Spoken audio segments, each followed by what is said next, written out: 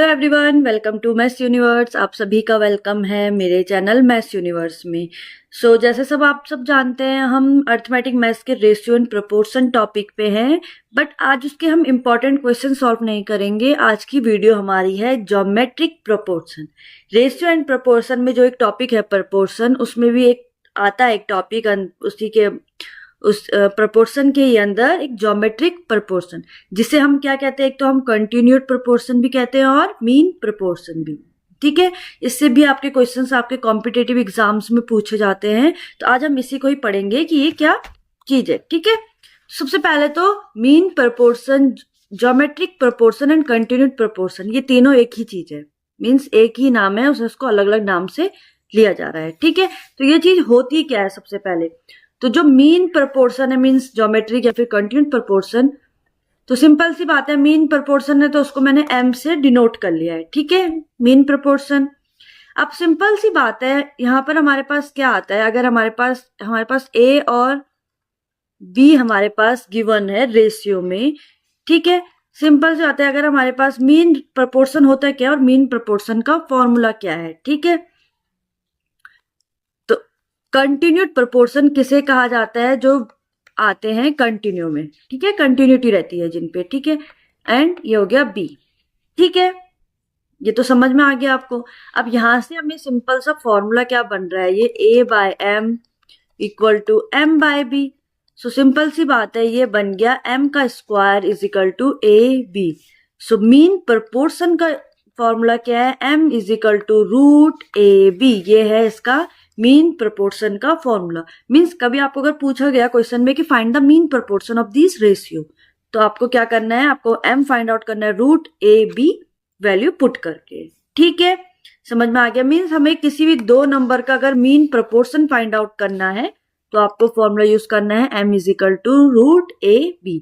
यही है आपका मीन प्रोपोर्शन, या फिर ज्योमेट्रिक बोल सकते हैं, या फिर आप कंटिन्यूड प्रोपोर्शन भी कह सकते हैं। ठीक है, अब ये तो था दो की बात, जब हम सिर्फ दो नंबर्स को रेशियो में पढ़ रहे थे। ठीक है, दो नंबर्स की रेशियो फाइंड आउट कर सकते हैं हम m से। बट अब बात आती है थर्ड प्रोपोर्शन या फिर फोर्थ प्रोपोर्शन, हम कैसे फाइंड आउट करेंगे, तो उनको देखते हैं। तो अब आते हैं हम थर्ड प्रोपोर्शन कैसे हम फाइंड आउट करेंगे। तो सिंपल सी बात है, थर्ड प्रोपोर्शन है तो उसको ले लो, डिनोट कर लो t से।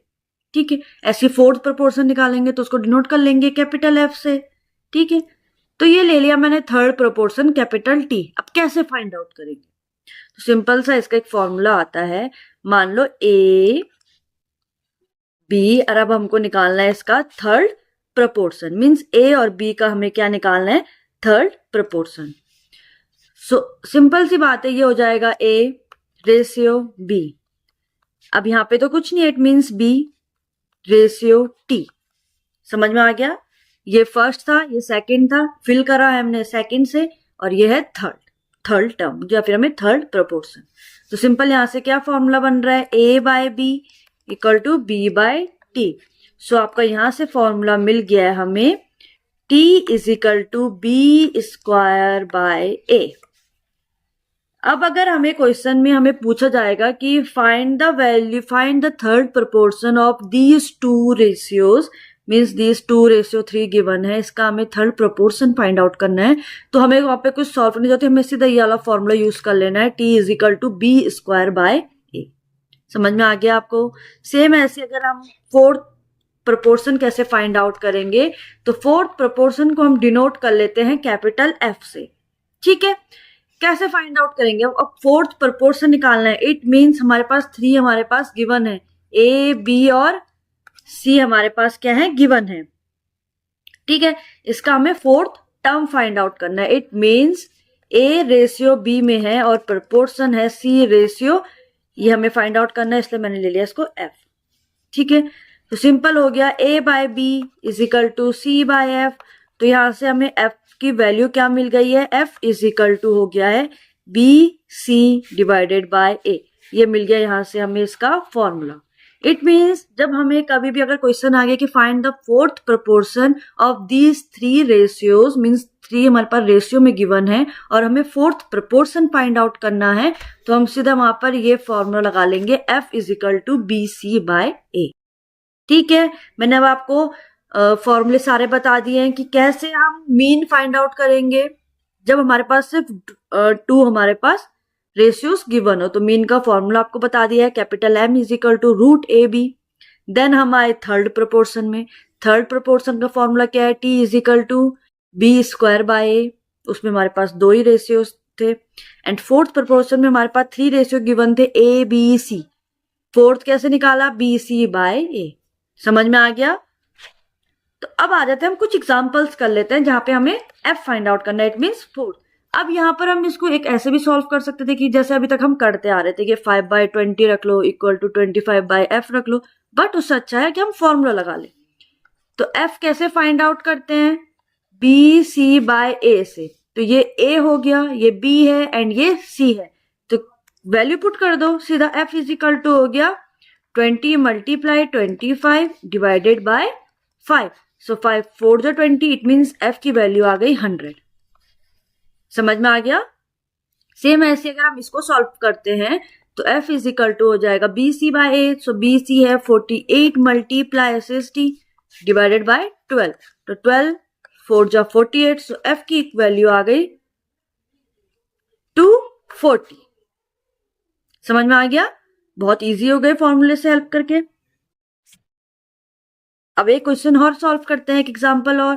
सो f इज इक्वल टू होता है बी सी बाय ए। सो कैसे फाइंड आउट करेंगे,